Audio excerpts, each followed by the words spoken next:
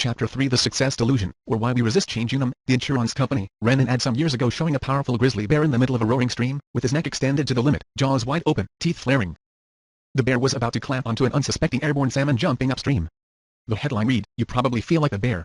We'd like to suggest you're the salmon." The ad was designed to sell disability insurance, but it struck me as a powerful statement about how all of us in the workplace delude ourselves about our achievements, our status, and our contributions. We overestimate our contribution to a project, take credit, partial or complete, for successes that truly belong to others, have an elevated opinion of our professional skills and our standing among our peers, conveniently ignore the costly failures and time-consuming dead ends we have created, exaggerate our project's impact on net profits, because we discount the real and hidden costs built into them. The cost are someone else's problems, the success is ours. All of these delusions are a direct result of success, not failure. That's because we get positive reinforcement from our past successes, and, in a mental leap that's easy to justify, we think that our past success is predictive of great things in our future. This is not necessarily a bad thing. This wacky delusional belief in our godlike omniscience instills us with confidence, however unearned it may be. It erases doubt. It blinds us to the risks and challenges in our work. If we had a complete grip on reality, seeing every situation for exactly what it is, we wouldn't get out of bed in the morning. After all, the most realistic people in our society are the chronically depressed. But our delusions become a serious liability when we need to change. We sit there with the same godlike feelings, and when someone tries to make us change our ways, we regard them with unadulterated bafflement. It's an interesting three-part response. First, we think the other party is confused. They're misinformed and don't know what they're talking about. They have us mixed up with someone who truly does need to change, but we are not that person. Second, as it dawns on us that maybe the other party is not confused, maybe their information about our perceived shortcomings is accurate, we go into denial mode. The criticism does not apply to us, or else we wouldn't be so successful.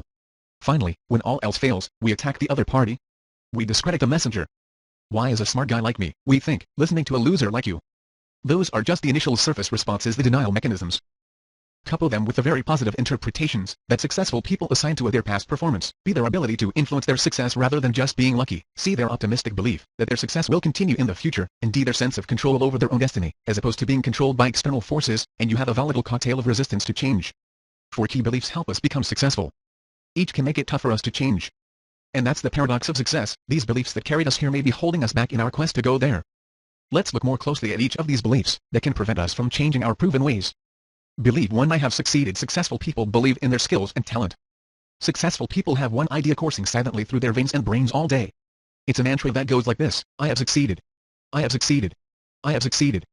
It's their way of telling themselves that they have the skills and talent to win and keep winning. Whether or not they actually voice it inside their heads, this is what successful people are telling themselves. You may not believe it applies to you. You may think this is ego's run amok. But look at yourself.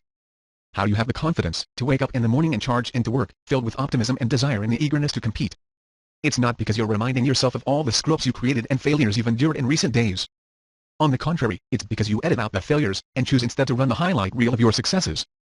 If you're like most people I know, you're constantly focusing on the positive, calling up images of performances, where you were the star, where you dazzled everyone and came out on top. It might be those 5 minutes in a meeting, where you had the floor, and nailed the argument you wanted to make. Who wouldn't run the highlight in their head, as if it were the SportsCenter play of the day? It might be your skillfully crafted memo, that the boss praised and rooted to everyone in the company. Who wouldn't want to reread that memo in a spare moment? Whatever the evidence, if it has a happy ending, that makes us look good, we'll replay it for ourselves, and retell it to anyone who'll listen. You'll see this confident mindset in your successful friends, simply by the stories you hear them repeat. Are they recountings of their blunders? Or are they tales of triumphs? If they're successful friends, it's the latter. When it comes to the thoughts we hold inside our heads, we are not self-deprecating. We are self-aggrandizing. And that's a good thing. Without it, we might not get up in the morning. I once got into a conversation about this with a Major League Baseball player. Every hitter has certain pitchers, whom he historically hits better than others. He told me, when I face a pitcher, whom I've hit well in the past, I always go up to the plate thinking I own this guy. That gives me confidence. That's not surprising. To successful people, past is always prologue and the past is always rose-colored. But he took that thinking one step further. What about pitchers, whom you don't hit well? I asked. How do you deal with a pitcher who owns you? Same thing, he said. I go up to the plate thinking I can hit this guy. I've done it before against pitchers a lot better than he is. In other words, not only did he lean on his past success to maintain his successful attitude, but he relied on it even when his past performance was not so rosy, i.e., when the evidence contradicted his self-confidence. Successful people never drink from a glass that's half empty. They do the same even when it's a team effort. No matter how much they respect their teammates, when the team achieves great results, they tend to believe that their contribution was more significant than facts suggest. I once polled 3 business partners to estimate the percentage that each of them contributed to their partnership's profits. Since I knew the senior partner in this particular enterprise, I knew the true numbers. And yet the 3 partners' combined estimate came to over 150%. Each man thought he was contributing more than half of the firm's profits. This is not merely true of the people I work with, it's true in any workplace. If you ask your colleagues to estimate their percentage contribution to your enterprise, the total will always exceed 100%. There's nothing wrong with this.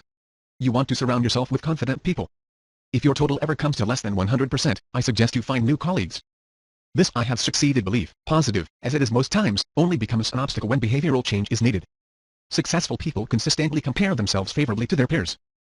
If you ask successful professionals to rate themselves against their peers, as I have done with more than 50,000 people in my training programs, 80 to 85% of them will rate themselves in the top 20% of their peer group and 70% will rate themselves in the top 10%. This number goes even higher among professionals with higher perceived social status, such as physicians, pilots, and investment bankers, 90% of whom place themselves in the top 10%. Doctors may be the most delusional. I once told a group of MDs that my extensive research proved that exactly half of all MDs graduated in the bottom half of their medical school class. 2 doctors in the room insisted this was impossible. Imagine trying to tell people like this that they're doing something wrong and need to change. Belief to I can succeed. This is another way of saying, I am confident that I can succeed. Successful people believe that they have the capability within themselves to make desirable things happen. It's not quite like a carnival magic act, where the mentalist moves objects on a table with his mind or bends steel. But it's close. Successful people literally believe that through sheer force of personality or talent or brainpower, they can steer a situation in a direction. It's the reason why some people raise their hand and say, "Put me in, coach," when the boss asks for volunteers to solve a problem and others cower in the corner, praying they won't be noticed. This is the classic definition of self-efficacy, and it may be the most central belief driving individual success. People who believe they can succeed see opportunities where others see threats. They're not afraid of uncertainty or ambiguity. They embrace it. They want to take greater risks and achieve greater returns. Given the choice, they will always bet on themselves. Successful people tend to have a high internal locus of control. In other words, they do not feel like victims of fate. They see success for themselves and others as largely a function of people's motivation and ability, not luck, random chance, or external factors. They carry this belief even when luck does play a critical role. Several years ago, 6 of my partners wanted to get involved in a very large deal. Since I was a senior partner, they needed my approval. I was against it, telling them it was idiotic. I finally agreed, but kicking and screaming. 7 years later, the return on my idiotic investment was the biggest lump sum check I'd ever received, 7 digits to the left of the decimal point. There's no other way to describe it except dumb luck. But some of my more successful friends didn't see it this way. They insisted that my good fortune had little to do with luck, and was really a payoff for years of hard work. This is the classic response from successful people. We tend to believe that success is earned through an individual's motivation and ability even when it is not. Of course, this belief makes about as much sense as inheriting money and thinking you're a self-made man. If you're born on third base, you shouldn't think you hit a triple. Successful people, however, believe there is always a link between what they have done and how far they have come even when no link exists. It's delusional, but it is also empowering. This belief is certainly better than the alternative. Take the example of people who buy state lottery tickets. It is a statistical fact that state-run lotteries are regressive taxes on people who are not the highest income earners. Serious lottery players tend to believe that any success is a function of luck, external factors, or random chance. This is the opposite belief of most successful people, and why you rarely see millionaires scratching tickets. These serious scratchers see the lottery as a manifestation of the randomness of success. They feel that they might get lucky and win millions of dollars if they buy enough lottery tickets. Studies show that people with these beliefs tend not to be high achievers or high-wage earners. To make matters worse, many people who win high payouts in the lottery often do a poor job of investing their winnings. The same beliefs that led them to buy hundreds of lottery tickets are reinforced when they win the lottery. That is, they make irrational investment decisions, hoping again that luck rather than their skill and intelligence will make them richer. That's why they plunge into questionable schemes. They don't have the base belief that they can succeed on their own, so they rely on luck. Successful people trade in this lottery mentality for an unshakable belief in themselves. And that presents another obstacle for helping them change their behavior. One of the greatest mistakes of successful people is the assumption, I'm successful. I behave this way. Therefore, I must be successful, because I behave this way. The challenge is to make them see that sometimes they are successful in spite of this behavior. Belief 3 I will succeed. This is another way of saying, I have the motivation to succeed. If I have succeeded refers to the past, and I can succeed to the present, then I will succeed refers to the future. Successful people have an unflappable optimism. They not only believe that they can manufacture success, they believe it's practically their due. As a result, successful people tend to pursue opportunities with an enthusiasm that others may find mystifying. If they set a goal and publicly announce it, they tend to do whatever it takes to achieve the goal. That's a good thing. But it can easily mutate into excessive optimism. It explains why successful people tend to be extremely busy and face the danger of overcommitment. It can be difficult for an ambitious person with an I will succeed attitude to say no to desirable opportunities. The huge majority of executives that I work with feel as busy or busier today than they have ever felt in their lives. I have never heard one of my clients say, I don't have enough on my plate. And this busyness is not because they have so many problems to deal with. When I surveyed executives about why they felt overcommitted, none of them said they were trying to save a sinking ship. They were overcommitted because they were drowning in a sea of opportunity. Perhaps this has happened to you. You do something wonderful at work. Suddenly, lots of people want to rub up against you and associate themselves with your success. They think, quite logically, that since you pulled off a miracle once, you can pull it off again for them. So, opportunities are thrust at you at a pace that you have never seen before. You are not experienced or disciplined enough to say no to some of them. If you're not careful, you'll be overwhelmed in due course, and that which made you rise will bring about your fall. In my volunteer work, my favorite European client was the executive director of one of the world's leading human services organizations. His mission was to help the world's most vulnerable people. Unfortunately for all of us, his business was booming. When people came to him for help, he didn't have the heart or the inclination to say no. Everything was driven by this belief that we will succeed. As a result, he promised even more than the most dedicated staff could deliver. The danger with this, of course, is that, unchecked, this "we will succeed" attitude leads to staff burnout, high turnover, and a weaker team than the one you started with. His biggest challenge as a leader was avoiding overcommitment. This "I will succeed" belief can sabotage our chances for success when it's time for us to change behavior. I make no apology for the fact that I'm obsessed about following up with my clients to see if they actually get better by using my methods. Almost every participant who attends my leadership development programs intends to apply what he or she has learned back on the job. Most do, and get better. And, as our research to be discussed later shows, many do absolutely nothing. They may as well have spent the time watching sitcoms instead of attending my training program. When the do-nothings are asked, "Why didn't you implement the behavioral change that you said you would?" by far the most common response is, "I meant to, but I just didn't have time to get to it." In other words, they were overcommitted. It's not that they didn't want to change, or didn't agree with the value of changing. They just ran out of hours in the day. They thought that they would get to it later, and later never arrived. Overcommitment can be as serious an obstacle to change as believing that you don't need fixing, or that your flaws are part of the reason you're successful. Belief or "I choose to succeed." Successful people believe that they are doing what they choose to do, because they choose to do it. They have a high need for self-determination. The more successful a person is, the more likely this is to be true. When we do what we choose to do, we are committed. When we do what we have to do, we are compliant.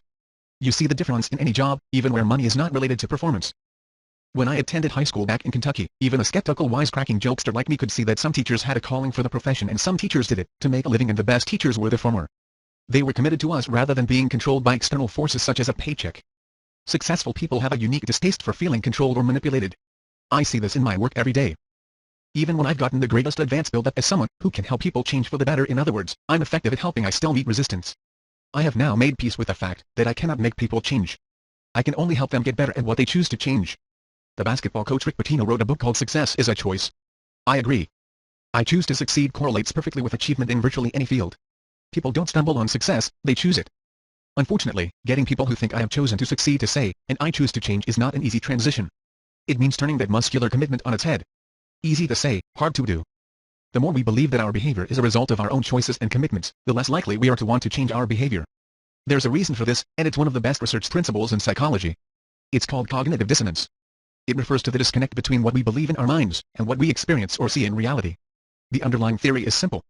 The more we are committed to believing that something is true, the less likely we are to believe that its opposite is true, even in the face of clear evidence that shows we are wrong. For example, if you believe your colleague Bill is a jerk, you will filter Bill's actions through that belief. No matter what Bill does, you'll see it through a prism that confirms he's a jerk. Even the times when he's not a jerk, you'll interpret it as the exception to the rule that Bill's a jerk. It may take years of saintly behavior for Bill to overcome your perception. That's cognitive dissonance applied to others. It can be a disruptive and unfair force in the workplace. Yet cognitive dissonance actually works in favor of successful people when they apply it to themselves. The more we are committed to believing that something is true, the less likely we are to believe that its opposite is true, even in the face of evidence that shows we may have chosen the wrong path.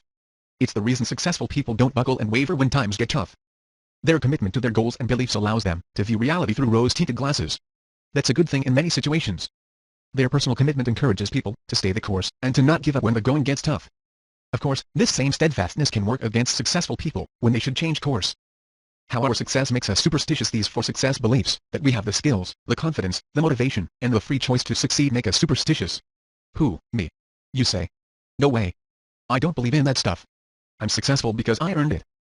That may be true for childish superstitions, such as bad luck ensuing from walking under a ladder, or breaking a mirror, or letting a black cat cross our path.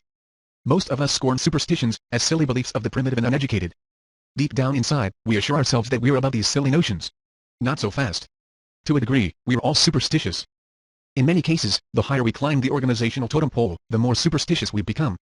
Physiologically speaking, superstitious behavior comes from the mistaken belief that a specific activity that is followed by positive reinforcement is actually the cause of that positive reinforcement.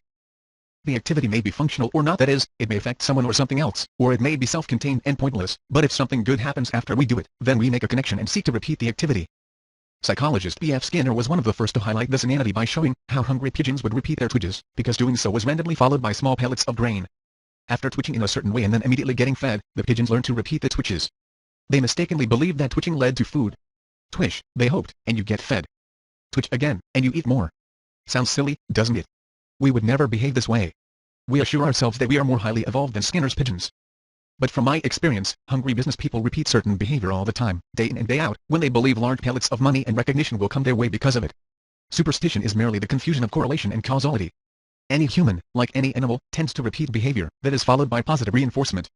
The more we achieve, the more reinforcement we get. One of the greatest mistakes of successful people is the assumption, I behave this way, and I achieve results. Therefore, I must be achieving results, because I behave this way. This belief is sometimes true, but not across the board. That's where superstition kicks in. It creates the core fallacy necessitating this book, the reason that what got us here won't get us there. I'm talking about the difference between success that happens because of our behavior and the success that comes in spite of our behavior. Almost everyone I meet is successful because of doing a lot of things right, and almost everyone I meet is successful in spite of some behavior that defies common sense. One of my greatest challenges is helping leaders see the difference, see that they are confusing because of and in spite of behaviors, and avoid the superstition trap.